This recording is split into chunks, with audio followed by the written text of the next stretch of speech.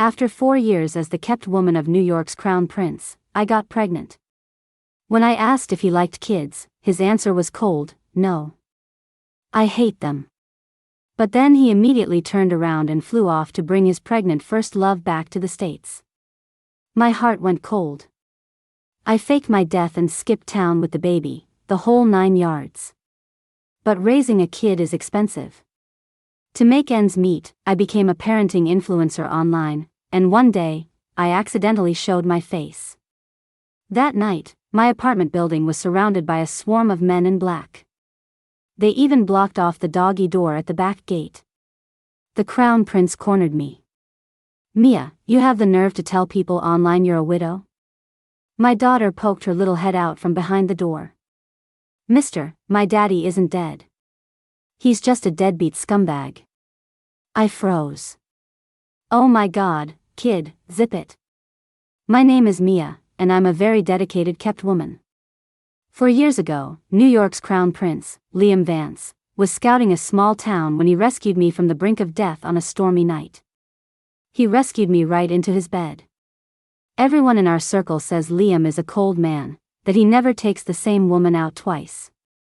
But he kept me, pampered in his luxury penthouse, for 4 years. We must have slept together 5,000 times, day and night. Thanks to this prince of the city, I entered the world of the elite, often going on lavish shopping sprees with socialites and trophy wives. Right now, they were all picking out clothes for themselves. And me, the dedicated professional, was picking out lingerie for tonight, just as the prince had ordered. I had just swiped my card for a silk number when a text came in. "Too cheap. The material will feel awful. Get something else." That jerk was monitoring me in real time. So demanding. "But since you're my sugar daddy, I'll play along." As I was grumpily picking out a second option, I glanced at a billboard and saw a beautiful woman. Beneath her, the caption read, "Spokesperson, Alice Lane." I subconsciously read the name aloud, and a mechanical voice suddenly echoed in my mind. It said I had triggered a keyword and informed me that I was the evil other woman in a secret baby CEO romance novel. I was so shocked that I didn't catch most of the plot details, except for the part where my character also has a daughter. Yeah, right. Liam always used protection with me. How could I possibly be pregnant? This had to be some new kind of phishing scam. But when I got back to the penthouse after shopping, I found our housekeeper Mrs. Davis's little granddaughter in the bedroom, playing with a sewing kit. In her little hands was a long string of condoms she had poked holes in and threaded together. Apparently, all the ones we'd used had been sabotaged the same way. I just stood there. Was I really just part of the author's sick game? I couldn't help but get lost in thought. So lost that I stayed that way deep into the night. I didn't even notice when Liam came home. He took a shower, and his lean, muscular body slid up against me from the other side of the big bed. The warm steam and the soft kisses on the back of my neck instantly snapped me out of it. "What are you thinking about?" Liam's voice was a little raspy, with a lazy, nasal tone. It was his little tell when he was turned on. He's used to being in control, always taking the lead. He always wants it first but insists I make the first move. But no matter how skillfully his fingers massaged me tonight, my mind kept wandering. Liam was clearly not pleased. His large hand clamped around my waist, lifting me onto his chest. The ticklish sensation finally made me open my watery eyes. "Liam." He had been frowning, but seeing me look so pathetic, he softened his tone and coaxed me. "Hey, what's wrong? If you're unhappy, just tell me, I remembered the mechanical voice from the afternoon and couldn't stop myself from blurting out. "It's nothing, just, will you ever get married?" According to the plot summary the voice gave me, I'm the evil villainess, obsessed with marrying the male lead, Liam. And while Liam spends lavishly on me in the early stages, he's just using me to scratch an itch. The one he truly cherishes is the female lead, Alice, who's struggling to make it in Hollywood. Once Alice returns, he'll be completely captivated by her and won't spare me a second glance. The book apparently had clues all along. For example, the moment I mention marriage, he'll turn cold. Sure enough, as soon as I asked, Liam's voice became icy, all traces of warmth gone. Don't ever bring up marriage with me. I don't want to hear those 2 words again. It was exactly as the plot summary had said. Looks like I'm stuck being the villainess. My spirit deflated. I wasn't sure if I was disappointed by his words or relieved that I found out early. Still, I could live with being the other woman. I've been the unimportant one my whole life. But being evil and a villain? No way. That night, after Liam said that, he got out of bed and didn't come back to the master bedroom to sleep with me. The next morning, Mrs. Peterson told me he'd been smoking in the study all night. After that, he didn't come home for 2 solid weeks. It gave me some free time to scroll through social media. I started thinking about where I'd move after leaving Liam, which would be soon. Suddenly, I saw an ad for Chanel's new spring-summer collection and instinctively wanted to order something. But then I thought, I'm just the other woman, doomed to be heartlessly cast aside. I needed to save the money in my account. So I angrily typed out a comment, "Ugh, so expensive. I could never afford this." An hour later, I received a transfer from Liam for $1 million. What? You jerk. I ask about marriage once and you disappear for 2 weeks, and you think throwing money at me will fix it? Then, another transfer notification popped up. 1 million, 1 million, 1 million. He sent a total of $19,999,000. Okay, throwing money at me works. It works very well. I shot up from the sofa like a bolt of lightning, put on some exquisite makeup, and went out. On the way, I even bought a container of chicken soup that looked homemade.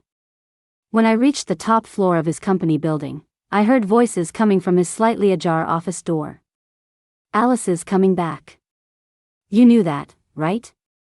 "Yeah," came Liam's cool reply. "Of course. I'm sure she told you first. By the way, I think she knows about that little canary you've been keeping." The man was about to say more, but Liam cut him off. "It doesn't matter. I'll handle it." My heart sank. Handle me? I wanted to keep eavesdropping, but a secretary behind me interrupted. The office door opened, and the man who had been talking walked out. He must have been one of Liam's childhood friends from the old money circles of New York. I'd seen him in the tabloids. But Liam never introduced me to his friends, so I didn't recognize him in person. Thinking about it now, it was probably because I was just the other woman, not worthy of an introduction. Curiosity got the better of me, and I turned to get a better look at him. When I turned back, I was met with Liam's icy stare. What? I remembered the stream of bank transfers and decided not to bite the hand that feeds me. I put on a smile and sidled up to him. "Mr. Vance, you've been so busy lately, huh? Are you tired?" Liam didn't say a word. He just shut the door behind me and locked it. Then he swept me into his arms and set me down on his massive desk. After 4 years of intimacy, he knew my body like the back of his hand. Staring at other men the second you leave the house, but you can't even spare a glance for your own? I'm gone all this time, and not a single call or text from you. I guess you didn't miss me at all? Mia, are you asking for it, I could barely hear what he was saying. It felt like fireworks were exploding behind my eyes. In a haze of pleasure, I whimpered, "Liam, you big jerk. Wah. Do your employees and all your little fans know you have a thing for bunny ears in bed? You're so bad at this. Are you getting old? Can't get it up anymore?" Saying the wrong thing had even worse consequences. Terrified someone outside the office would hear, I quickly surrendered. Okay, you're amazing. Liam, you're not old. Daddy, you're my daddy. Daddy. At that, the veins in Liam's neck bulged with excitement. He leaned down and kissed me, deep and hard. Wait. Why did that turn him on? Soon enough, I was the one who got turned on its head. I was pregnant. My legs were like jelly when I left his office that day, and my stomach felt crampy and bloated. A test confirmed it, 2 pink lines. Looks like I was already pregnant before. The plot was unavoidable. The mechanical voice in my head told me what was next, would give birth to a daughter. Then, driven by jealousy, I would crazily swap my daughter with Alice's and even abuse the child. After a series of baby swap shenanigans, I'd finally be exposed, and both children would grow to love Alice. Liam would despise me, refusing to even see me. In the end, I'd be thrown into an underground auction, tortured for the rest of my life, and left to suffer a fate worse than death. My face turned pale, and I sat down for a long time to process it all. I immediately decided to leave. The child was mine. I didn't want to be like my mother, who abandoned her own child because she hated my father. The money I had should be enough to raise my baby. I packed a few things and slipped out of the penthouse under the cover of darkness. Unfortunately, my first escape attempt was a failure. I'd planned to lie low in Miami, which was close to New York, before catching another flight. But the moment I deplaned, someone was waiting for me at the gate. It was Liam's personal assistant. "Miss Mia, Mr. Vance said you left in a hurry and probably forgot some things. He sent me to buy you whatever you need." He then handed me his phone, which was already connected. I took it, my body stiff. Liam's deep voice came through the receiver. "Leaving so suddenly? Felt like a vacation?" "Yeah," I said, trying to sound natural. "I was bored at home, and you weren't around." "Where are you?" "In LA, taking care of some things." I knew he was there to pick up a pregnant Alice. I asked anyway. "What kind of things?" "Business." I was silent for a few seconds, my gaze falling to my stomach. Then I suddenly spoke. "Liam, do you like kids?" There was a moment of silence on his end. Then came a few clearly annoyed words. "No. I hate them." I froze. Then, a sense of relief washed over me as I smiled. What a coincidence. Me too. I didn't tell Liam I was leaving for good. I'd recently binge-read 100 CEO novels. I knew that Liam having people watch me was just a man's natural possessiveness at play. I also knew that this relationship, which he started, had to be ended by him. But I didn't want to be like the heroines in those novels, trying to escape 99 times. Not only because I couldn't outplay a man with as much power as Liam, but also because my baby bump would soon be impossible to hide. Under the protection of his personal assistant, I spent a few days in Miami before returning with him to New York. Liam still hadn't come back.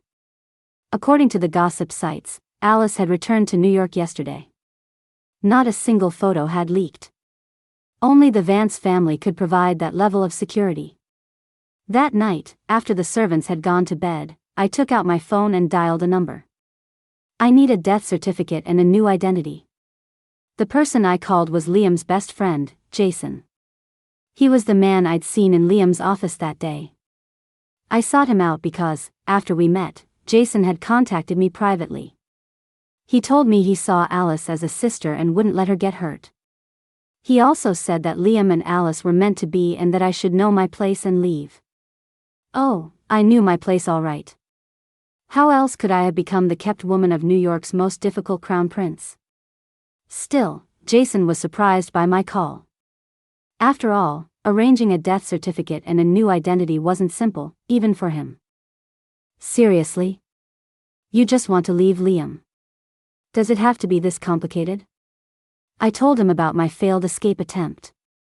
Jason swore. Damn, Liam's really keeping you on a leash? I replied sarcastically, well, what can I say? I'm just that charming. Jason shot back, you witch, have you no shame?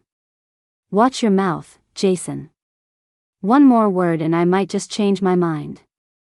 How about I stay and break up your precious Alice and Liam? In the end, Jason had to apologize. He said through gritted teeth. I can arrange the death certificate and new identity, but with Liam keeping you under lock and key, can you even get out? A kept woman, TCH. I don't believe you can outsmart Liam. As it turned out, he was wrong. I wasn't just a kept woman. I was a woman who had read 100 CEO novels and The Art of War. After my first failed escape, I was much more careful the second time. Ever since my sudden solo trip, Liam must have gotten suspicious, because I was followed everywhere I went. Even when I went shopping, there were always black cars waiting near every exit of the mall. I pretended to behave for about 2 weeks, then one afternoon, I called Liam and invited him to dinner. He hadn't been back in over a month. We barely texted or called, except for an occasional message from him asking if I was being good. His tone always felt so perfunctory. After all, his destined leading lady was back. It was time for the other woman to exit the stage. To my surprise, however, Liam actually agreed to my dinner invitation. I might be a little late tonight. If you're hungry, go ahead and eat first. I knew what that meant, but I put on a pouty voice. Mr. Vance, that's so mean. Who tells someone to eat alone? Be good, Mia. Be good for me, okay? It was the first time Liam had ever coaxed me outside of the bedroom. His voice was so deep and tender that it made me dizzy for a moment. I'll definitely be there tonight. There's something I need to tell you in person. Wait for me, okay? Okay. I answered softly, playing the part of the obedient girlfriend to lower his guard. That afternoon, I went shopping as usual. In the mall, I found a girl with a similar build, had her change into my clothes, and sent her to the airport in a taxi. Sure enough, the moment she stepped into the airport, she was stopped by Liam's men. I used that window of opportunity to slip out through an employee exit, disguised in a staff uniform. The moment I successfully ditched everyone and got into a private car, my phone rang. It was Liam. The name on the screen read, Mia's favorite man. For a moment, a flood of memories rushed back. I'd changed his contact name once when I went with him on a business trip to Finland, where he took me to see the northern lights. Under the aurora, I kissed him for the first time and changed all his contact info to that. We had our sweet moments. Even if that sweetness was only mine to feel. I stared at the flashing screen, my hand gently resting on my stomach. The bitterness in my eyes slowly turned into a smile. Mr. Vance, thank you for the care and warmth you gave me. I don't regret knowing you at all. Goodbye, and I hope we never see each other again. 8 months later, in a small coastal town, I gave birth to my daughter, Rosie.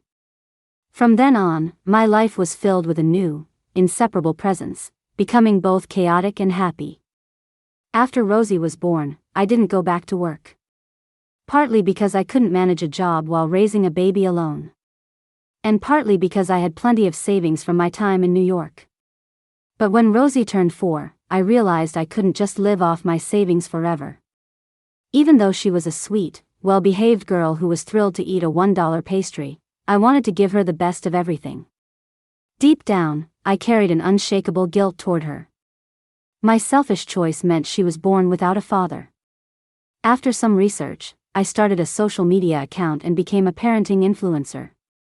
I was just trying it out, but Rosie was so exquisitely cute that she quickly went viral, becoming a rising star among kid influencers. Every video and picture I posted of her got a staggering number of views and likes.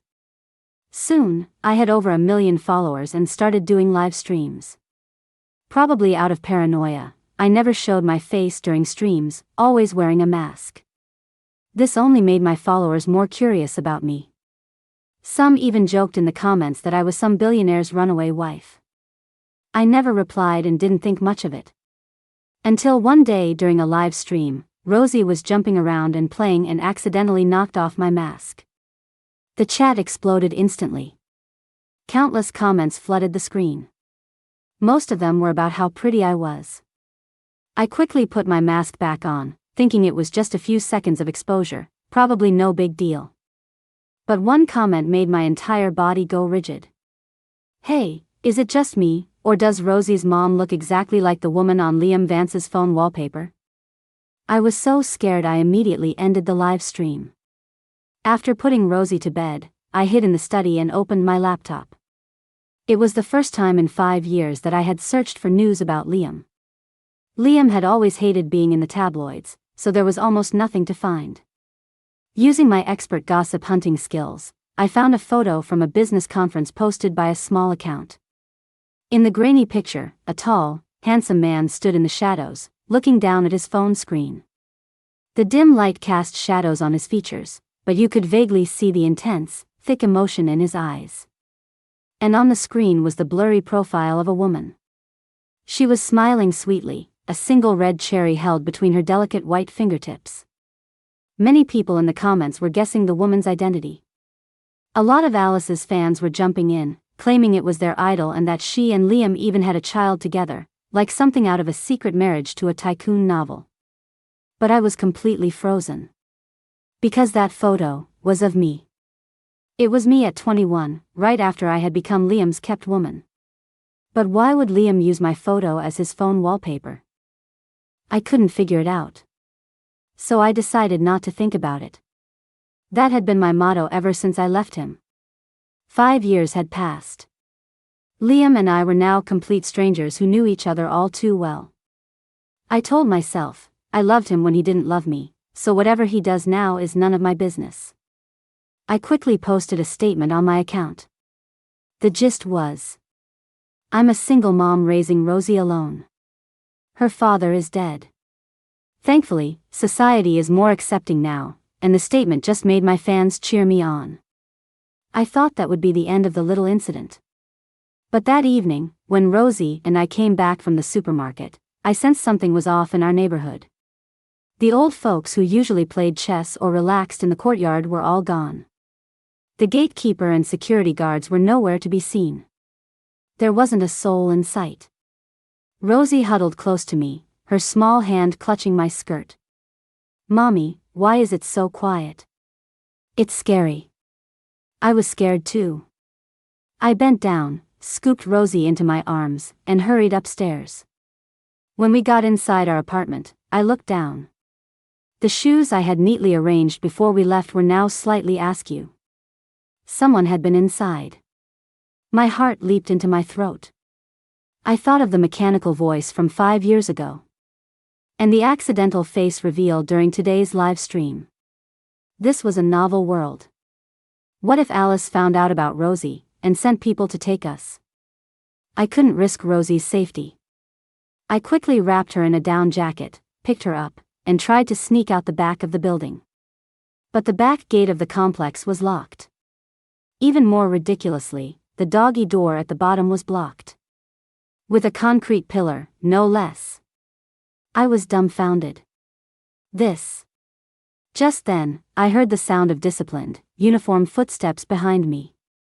Countless bodyguards in black suits approached, forming 2 neat lines. And at the end of the line, dressed in a dark gray trench coat, stood Liam Vance.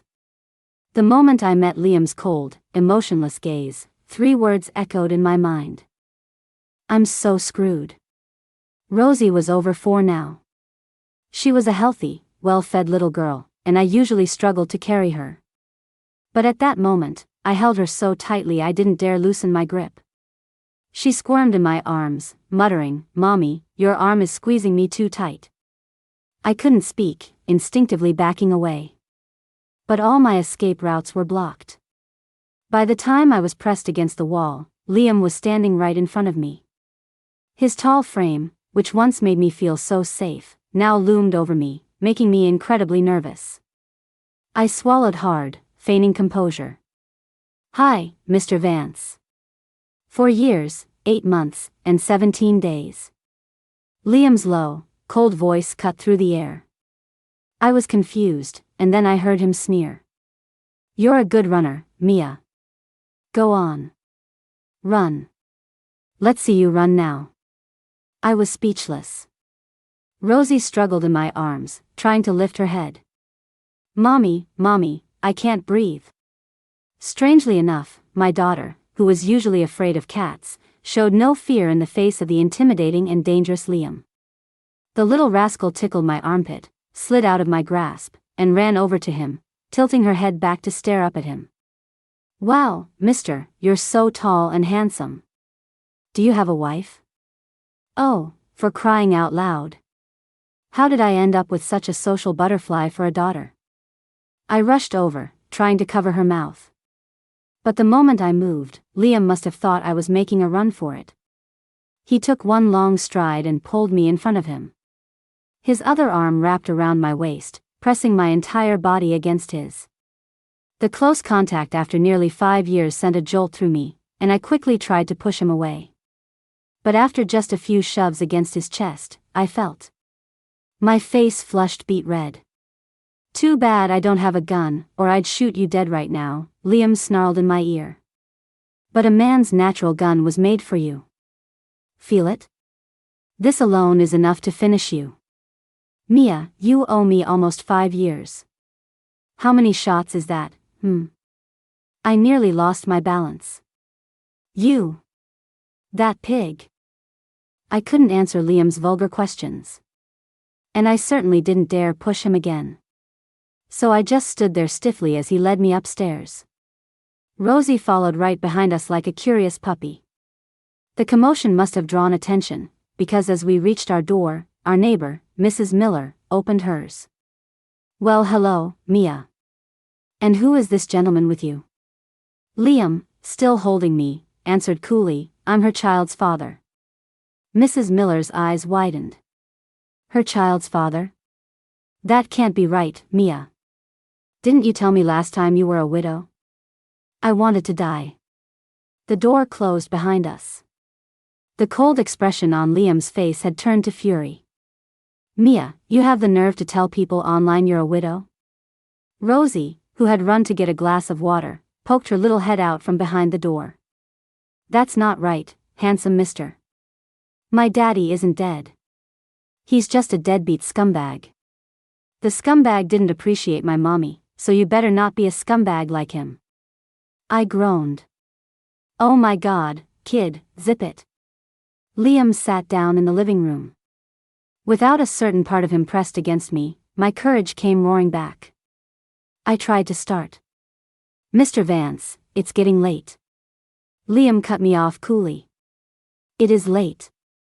You've been gone for 4 years, 8 months, and 17 days. I shut my mouth. His gaze shifted to Rosie. His tone instinctively softened. "Come here to Daddy, Before I could say anything, my little social butterfly scampered over and let Liam lift her onto his lap. It was the first time I'd ever seen him hold a child, and it didn't quite fit his image as a lofty crown prince. Liam was teasing Rosie when he suddenly asked me, "Does the child not know who her father is?" I immediately replied, "Mr. Vance, you're mistaken. Rosie is 3.5. Her father passed away in an accident 2 years ago. Since I had a new ID, Rosie's age was officially altered." Liam didn't look at me. He just pinched Rosie's little cheek with his long fingers. "Hear that? Your mommy says you're 3.5. But that yummy cake we talked about is for kids who are 4.5. I guess I can't buy it for you." Hearing this, Rosie immediately shook her head like a bobblehead doll. "No. Mommy's lying. I'm 4 years and 8 months old. I can have it." Liam narrowed his eyes at me, his gaze chilling. I was speechless. I finally understood why my daughter was so clever, sometimes even putting me to shame. It was genetics. Liam's face, which had been cold all night, finally started to clear up. His voice was gentle, if a little clumsy, as he coaxed Rosie. "Do you want a daddy?" "I do," Rosie was about to answer when Liam's phone rang. It was on the table, and Rosie's restless little hand touched the screen, accidentally answering the call. Another little girl's voice came through the phone. "Wah, Daddy." I froze. Rosie froze, too. Liam quickly hung up the phone. But Rosie had already processed it, and her little lips began to tremble. "Handsome mister, you lied. You already have a daughter. Rosie doesn't want you anymore." She rubbed her reddening eyes and ran into her room, sobbing. Seeing my daughter cry, my heart ached, and I immediately followed her, locking the door behind us. I held Rosie and tried to comfort her while Liam knocked on the other side. "Mia, listen to me. Rosie, open the door. Let Daddy explain. That phone call just now wasn't.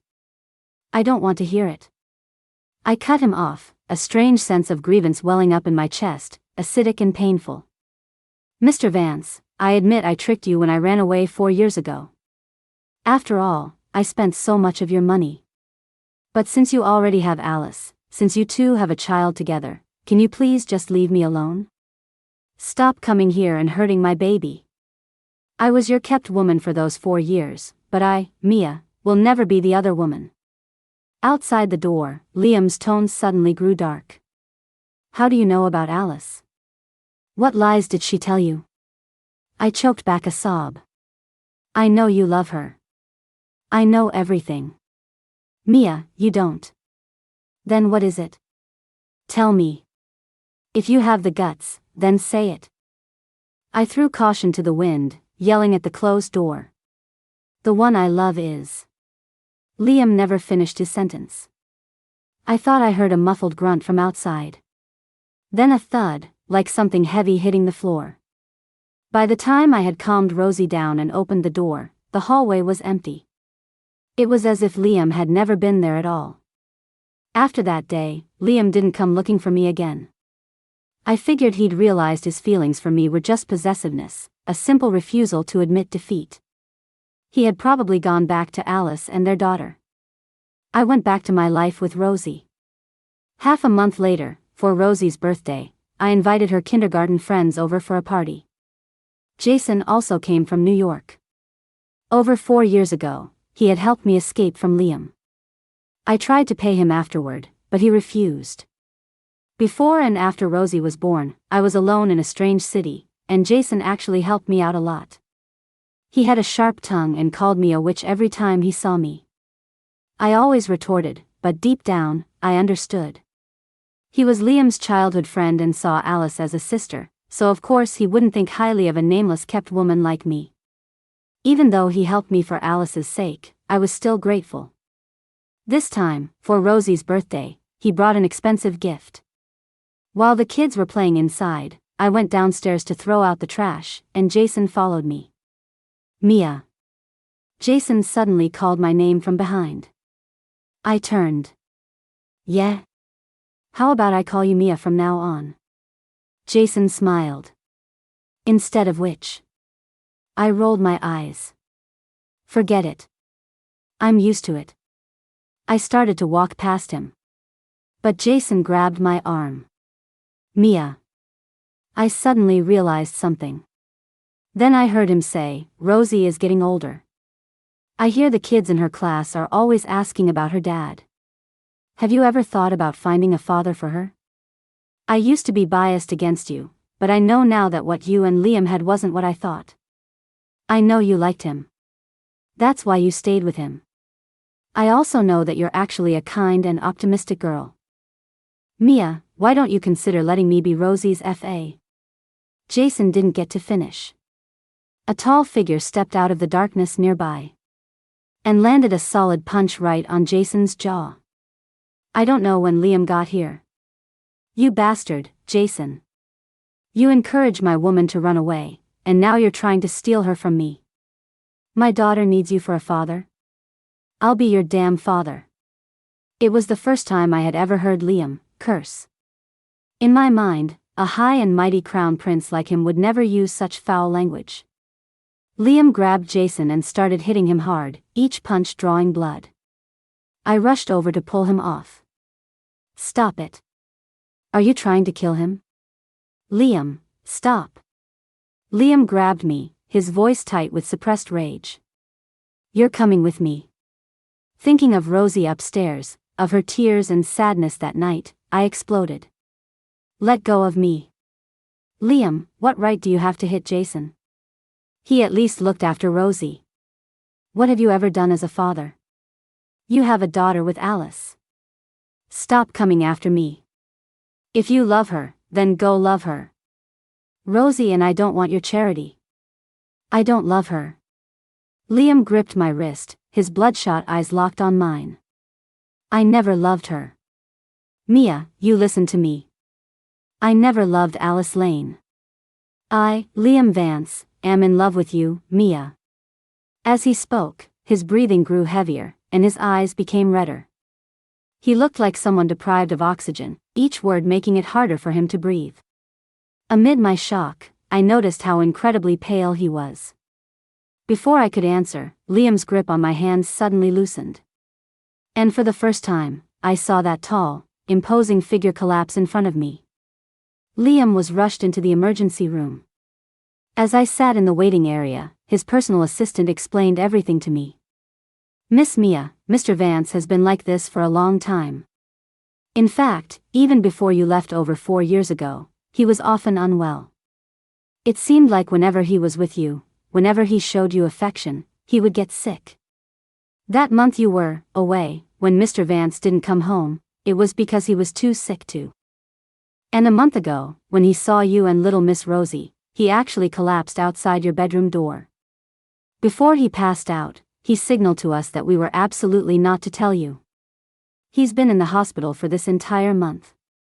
Today is Miss Rosie's birthday. Mr. Vance couldn't stay away, so he checked himself out to come see you.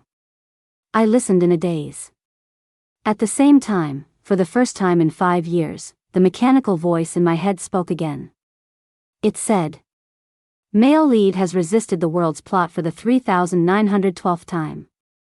In his fight against the system for the evil female supporting character, the male lead has endured 1,789 electric shocks and 4,281 cardiac arrest warnings.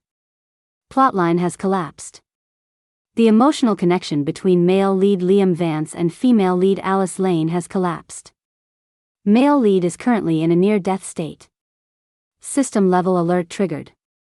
System repair and reconstruction initiated. System reconstruction complete. Male lead's life force is regenerating." Amid the system's robotic narration, I finally understood everything. It turned out that Liam had started to fall for me the year we met. But he was the male lead, and I was the villainess. For him to fall for me was to defy the world's predetermined plot. All those years we were together, he had suffered countless health problems. For the first year or two, he could manage with medication and injections. Finally, after a near-fatal incident, he learned about the system's existence. He learned that he was the hero and I was the villain. He also learned that his true love wasn't supposed to be me. Later, at key plot points, like when he was supposed to go to LA and have a one-night stand with Alice, he stayed faithful to me. This altered the plot, and the man who spent the night with Alice was his half-brother instead. The daughter Alice gave birth to was his brother's. After his brother died in a car crash, he entrusted Alice to Liam's care, and the system pushed him to marry her. But Liam still refused. By then, he was frequently suffering from fainting spells and struggling to breathe. Even so, he never sent me away. He never gave up on me. And he never told me a thing. During the time I was pregnant and planning to run away, he was often hospitalized. He went to LA for heart treatment. Over the past few years, he searched for me everywhere, never giving up, no matter how much pain he was in. He was making a bet. He was betting that as the male lead, if he died, the world would collapse. He loved me so much that he was willing to gamble his life on it. The system had tried to persuade him countless times. Male lead, there are thousands of women in the world.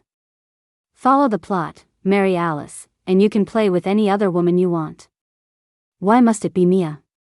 Why? Why indeed? Liam, you big idiot. You're the biggest idiot in the world. I brought Rosie to the hospital to take care of Liam. I also explained to Rosie that the little girl on the phone that day was calling her own father Daddy, not Liam. When she learned that Liam was her real father, she was overjoyed. The bond between a father and daughter is a strange and wonderful thing. They hadn't spent much time together, but they already adored each other. 2 weeks after the system rebuilt itself, he woke up. The doctors said all his tests were normal, his heart condition had completely vanished, and he was now perfectly healthy. When I heard this outside the doctor's office, my eyes welled up. I covered my mouth and turned away, only to be pulled into a tight embrace by a man still in a hospital gown. My love. Liam rested his chin on my neck, kissing me gently, his voice low and firm. We won. From now on, no one can ever tear us apart. Tears streamed down my face. I turned and hugged him back with all my strength. Liam. I'm so sorry. I misunderstood you. Liam cupped my face and kissed away my tears. It's my fault. I should have told you everything instead of hiding it. I'm the one who let you raise our daughter alone for 5 years. I have a bad temper. I'll change. My love, forgive me. Give me one more chance, please. He suddenly let go of me. From his pocket, he pulled out a red velvet box. Inside lay a ring with a magnificent gemstone. My love. You know, I've carried this ring with me all this time. I thought, if I could beat the system, if I could win this bet and be healthy again, I would propose to you. Otherwise, if I could die at any moment, I couldn't tie you down. Mia, will you marry me? Liam knelt on one knee. I didn't know whether to laugh or cry. Who proposes in a hospital gown? And, he wasn't even wearing shoes. Liam, get up. The doctor is still in there, and people are taking pictures of you. I glanced around self-consciously. Did the Crown Prince of New York have no shame? Liam looked up at me, his gaze steady. Say yes, Mia. Or else. I thought he was going to say, or else I won't get up. Instead, he frowned and said coldly, or else I'll destroy that bastard Jason. Do you believe me when I say I can make sure he never comes back from South Africa? I laughed through my tears. Taking the ring, I leaned down and gave him a hug. No flowers. It's not exactly the fairy tale proposal I dreamed of. But, Mr. Vance, if it's you, then anything is perfect. I love you. Liam pulled me into his arms and kissed me fiercely. My love, let's go home first. I had my mom pick up Rosie. He sighed with barely contained desire. After all, if a man's natural gun isn't used soon, it might just break. My face turned bright red again. Liam. Jason's epilogue. When I first told Mia to leave Liam, I expected her to refuse. After all, Liam gave her so much money, kept her in such luxury. Why would a gold digger like her ever give that up? But I never expected that, after learning about Alice, she would still insist on leaving, even while pregnant. At first, I honestly thought she wouldn't last. A single woman with a newborn, no husband, no family support, how could she possibly handle it? I thought she would break and go back to Liam. After all, Liam's daughter would be the darling of New York society. His parents would have spoiled her rotten. But Mia didn't. She was so strong, raising her daughter all by herself. No matter how tired or how hard it was, she never gave up. She pushed through. She even became an influencer and started earning her own money to support her daughter. I realized I had completely misjudged her. She was stronger, kinder, and more worthy of love than I had ever imagined. I called her a witch to her face, but I found myself visiting her more and more, helping her however I could. I knew I was falling for her. Later, Liam told me everything about being the male lead and the system. I thought, maybe Mia and Liam still have a chance. I was happy for them, but I was also sad for myself. Eventually, I couldn't help it, and I confessed my feelings to Mia. Liam punched me, and it was that fight that finally made Mia realize the truth about him. It's a good thing.